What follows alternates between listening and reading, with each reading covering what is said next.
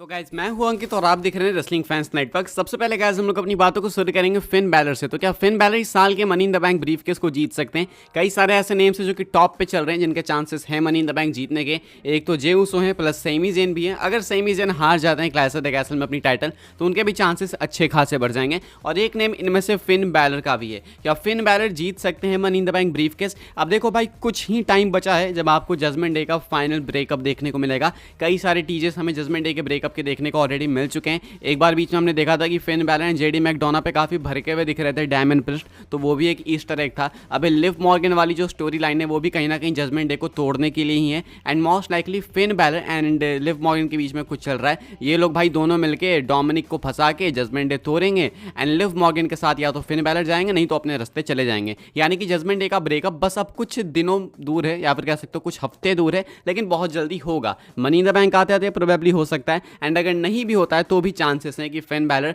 Money in the bank match में enter करेंगे। Possibly Finn Balor क्वालिफायर्स में जाएंगे, क्वालिफाई करके money in the bank match में एंटर करेंगे एंड उसके बाद हमें Finn Balor money in the bank जीतते हुए भी देखने को मिल सकते हैं। Possibly money in the bank brief के जीतने में उनकी हेल्प कर सकती है लिव मॉर्गन। जब सबको लग रहा होगा कि लिव मॉर्गन डोमिनिक के साथ इन्वॉल्व है, तभी हो सकता है कि लिव मॉर्गन अपना ट्रम्प कार्ड फेंकेंगी एंड सीधा जाके ज्वाइन करेंगी फिन बैलर को, उनकी हेल्प करेंगी, जिससे होगा जजमेंट डे के अंदर ब्रेकअप एंड डोमिनिक मिस्टीरियो भी शॉक हो जाएंगे। रिया रिप्ली भी उनके साथ नहीं रह पाएंगी, ना ही डोमिनिक मिस्टीरियो जजमेंट डे के साथ रह पाएंगे एंड जजमेंट डे के अंदर से फिन बैलर भी निकल जाएंगे। लिव मॉर्गन का रिवेंज टूर भी कंप्लीट हो जाएगा एंड फिन बैलर को शायद money in the bank briefcase भी मिल जाएगी। तो ये चीज़ भाई लाइकली है। कई सारे ऐसे नेम्स हैं जो कि काफ़ी फेवरेट दिख रहे हैं मनी इन द बैंक जीतने के लिए। सेमीजन अगर क्लैश ऑफ द कैसल में हार जाएंगे तो वो भी हैवी फेवरेट हो जाएंगे भाई मनी इन द बैंक जीतने के लिए, बिकॉज उनके ही जगह पर उनके होम टाउन में भाई होने वाला है मनी इन द बैंक, तो भाई चांसेस और ज़्यादा बढ़ जाएंगे उनके लिए भी। तो काफ़ी टफ होने वाला है इस साल किसी को भी परफेक्ट बताना कि ये जीतेगा या वो जीतेगा, लेकिन कुछ जो टॉप नेम्स है भाई उनमें से एक नेम फिन बैलर का भी जरूर से आएगा इस साल।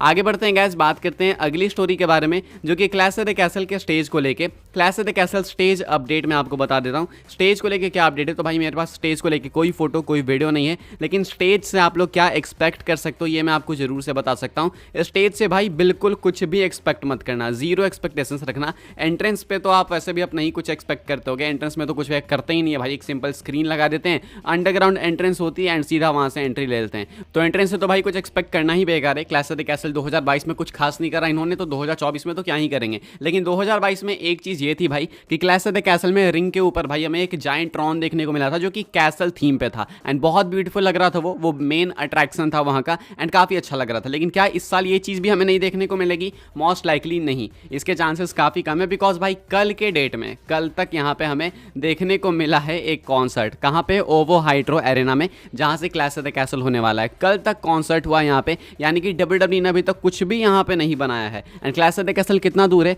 कल रात को स्मैकडाउन टेप करेंगे, परसों रात को है क्लैश ऑफ द कैसल। अब क्लैश ऑफ द कैसल में जो स्टेज होगा, जो ट्रॉन होगा, वो सेम ट्रॉन सेम स्टेज आपको देखने को मिलेगा स्मैकडाउन में भी। तो अभी 24 घंटे के अंदर ऐसा कुछ बनाने नहीं वाले हैं जाइगेंटिक। एंट्रेंस पे तो वैसे भी कुछ नहीं होता है, लेकिन रिंग के ऊपर एक जो जायंट ट्रॉन होता है वहाँ पे जो आर्ट वर्क इन्होंने करा था 2022 में क्लैश ऑफ द कैसल में, वो भी शायद इस बार नहीं करेंगे। यानी कि once again low effort WWE की तरफ से हमें देखने को मिल रहा है। कल तक यहाँ पे कॉन्सर्ट था, तो भाई अब समझ ही जाओ कि क्या कुछ करने वाली है WWE 24-48 घंटों के अंदर। तो अभी के हिसाब से स्टेज की कोई फोटो नहीं है, कोई वीडियो नहीं है, ओवो हाइड्रो एरेना से है। लेकिन कहने का मतलब है कि फोटो वीडियो आएगी कहाँ से जब काम ही स्टार्ट नहीं हुआ है। कमाल की बात है कि 48 घंटे शो को बाकी हैं एंड काम भी नहीं स्टार्ट हुआ है। क्या सोचते हो इसके बारे में आप कमेंट करके बताना। मैं तो बस आपको यही बोलूँगा कि स्टेज से कुछ भी एक्सपेक्ट मत करना। एंड TKO ने इस चीज़ को तो रून कर दिया भाई, स्टेज को, लाइटिंग को, वो जो प्रोडक्शन क्वालिटी WWE की थी उसमें कहीं ना कहीं बहुत ज़्यादा घटाव आया है। आगे बढ़ते हैं गैस, बात करते हैं अगली स्टोरी के बारे में जो कि है रिकोसे को लेके।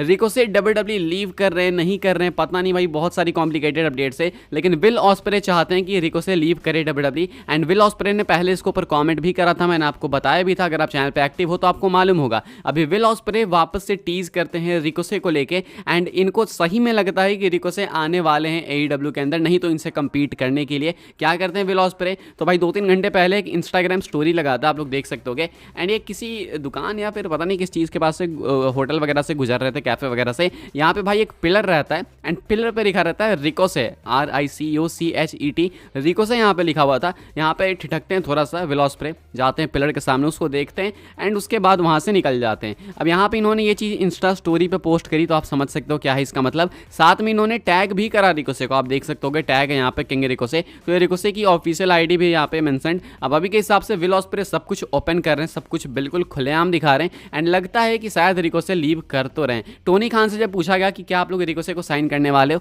तो टोनी खान रिकोसे के बारे में आंसर करते हुए कहते हैं कि देखो भाई, अभी वो हमारे लिए काम नहीं करता है, अभी वो दूसरी कंपनी में दूसरी कंपनी के लिए काम करता है, तो मैं इस क्वेश्चन का आंसर नहीं दे सकता। यानी कि कहते हैं कि जब तक वो उनकी कंपनी में नहीं आ जाते हैं या फिर फ्री एजेंट नहीं बन जाते हैं, तब तक वो इस क्वेश्चन का आंसर नहीं कर सकते हैं। अब मैं इतना तो श्योर हूँ भाई, साइन करने की कोशिश करेंगे ही करेंगे, इसमें कोई डाउट नहीं है। अभी के हिसाब से भाई ये कुछ है रिकोसे को लेकर अपडेट कि विल ऑस्प्रे से ओपन टीज कर रहे हैं। आगे बढ़ते हैं गाइस, बात करते हैं अगली स्टोरी के बारे में जो कि है ड्रू मैकिंटायर को लेके। एंड एक मैसिव अचीवमेंट मिल चुकी है ड्रू मैकिंटायर को, एक बहुत बड़ी अचीवमेंट जो कि सीएम पंक को भी पसंद आई है, काफी शॉकिंग है। तो WWE ने भाई ड्रू मैकिंटायर की वीडियो पोस्ट करी एंड कैप्शन लिखा, congratulations Drew McIntyre on becoming the first active wrestler to be inducted into the Scottish wrestling hall of fame. इन्होंने अनाउंस करा कि ड्रू मैकिंटायर पहले एक्टिव रेसलर बन चुके हैं जो कि Scottish wrestling hall of fame में इंडक्ट हो चुके हैं। मैकिंटायर वीडियो में काफी खुश दिख रहे थे, काफी मेमोरेबल मोमेंट होगा उनके लिए, काफी मैसिव अचीवमेंट है। कल ही मैकिंटायर भाई काफी प्राउड फील कर रहे थे इस चीज पे कि 10 साल पहले WWE ने जब उनको रिलीज करा था तो रिलीज सुपरस्टार्स की लिस्ट में हेडलाइन में आर्टिकल में उनका नेम नहीं था एंड अब वो क्लैश ऑफ द कैसल को मेन इवेंट करेंगे। एंड अभी भाई ये फर्स्ट एक्टिव रेसलर बन चुके हैं McIntyre Scottish wrestling hall of fame में इंडक्ट होके। तो ये कुछ है भाई मैसिव अपडेट मैकिंटायर को लेके एंड मैकिंटायर की massive achievement. Even CM Punk ने भी इस चीज को लाइक करा भाई, तो आप समझ जाओ कितनी मैसिव चीज है, सीएम पंक को भी ये चीज पसंद आई है। खैर आगे बढ़ते हैं गाइस, बात करते हैं हम लोग अपनी नेक्स्ट एंड फाइनल स्टोरी के बारे में जो कि अंकल हाउडी को लेकर वंस अगेन। क्या अंकल हाउडी का फर्स्ट टारगेट हो चुका है रिवील इस रिटर्न के बाद? क्या वाइट 6 का फर्स्ट टारगेट रिवील हो चुका है? क्या हो सकता है भाई, किसको ये लोग आके अटैक कर सकते हैं वो मैं आपको बता दूं। मोस्ट लाइकली जिस पे अटैक करने वाले हैं वो है जे उसो। काफी सारे लोग इस चीज को पूछ रहे हैं कि भाई इनका पहला टारगेट कौन होगा, किसको ये लोग आके ब्रूटलाइज करेंगे। तो जे उसो मोस्ट लाइकली हो सकते हैं, कंफर्म नहीं है लेकिन सबसे ज्यादा चांसेस करेंट रोस्टर में जे उसो के ही है। क्यों है भाई? जे उसो ने आपको मालूम होगा, मैंने आपको बताया था कि फायरफ्लाइज वगैरह कुछ कुछ कह रहे थे एंड उसके बाद ट्वीट करके इन्होंने ईटर ऑफ वर्ड्स लिखा था। ईटर ऑफ वर्ड्स आपको मालूम होगा ब्रे वाइट का था, लेकिन ये ईटर को ईट वाला ईटर ऑफ वर्ड्स करते हैं। तो ये काफी सारे लोगों को डिसरिस्पेक्टफुल भी लगा था कि भाई ये क्या कर रहा है। उसके बाद एक टीजर आया था वाइट्स का, मतलब ये अंकल हाउडी का, वाइट 6 वालों का, एंड जहां पे भाई ये लिख रहे थे अपने टीजर में, you spit in my face mock my family. तो कह रहे थे कि तुमने मेरे मुंह पे थूका एक तरीके से, मेरी फैमिली का मजाक बना के। तो शायद ये जे उसो का रेफरेंस था, नॉट श्योर बट शायद से। तो अभी के हिसाब से भाई अगर ये टीजर्स जे उसो से रिलेटेड है तो देन हो सकता है भाई कि पहले टारगेट भी इनके जे उसो ही हो सकता है मंडे नाइट रॉ में क्वालीफायर्स में जे उसो पार्टिसिपेट करें money in the bank match के लिए एंड उसके बाद इन पे अटैक कर दे uncle Howdy and Wyatt 6। Possibly भाई मोस्ट लाइकली यही होने वाले हैं। सो लेट्स सी, कुछ दिनों में पता चली जाएगा, ट्यूसडे को ये लोग आ जाएंगे। अभी के हिसाब से ये कुछ अपडेट है अंकल हाउडी एंड इनकी फैक्शन को लेकर, प्रोबेबली जे उसो होने वाले इनके पहले शिकार। आई होप सो गाइस आपको वीडियो से इन्फॉर्मेशन मिली हो तो मेक श्योर भाई कि आप लोग वीडियो को लाइक करो, शेयर करो, सब्सक्राइब करो चैनल को, ताकि आने वाले टाइम के अंदर आपको और भी ऐसी WWE की न्यूज़ रूमर अपडेट्स सब कुछ टाइम टू टाइम सबसे पहले जानने को मिलते रहे। फॉलो कर सकते हैं आप लोग मुझे इंस्टाग्राम एंड ट्विटर पर, लिंक आपको मिल जाएगा डिस्क्रिप्शन में। ज्वाइन कर सकते हैं आप लोग व्हाट्सएप चैनल को, उसके भी लिंक डिस्क्रिप्शन में। मिलते हैं अपनी नेक्स्ट ऑफर काफ़ी इंटरेस्टिंग वीडियो में।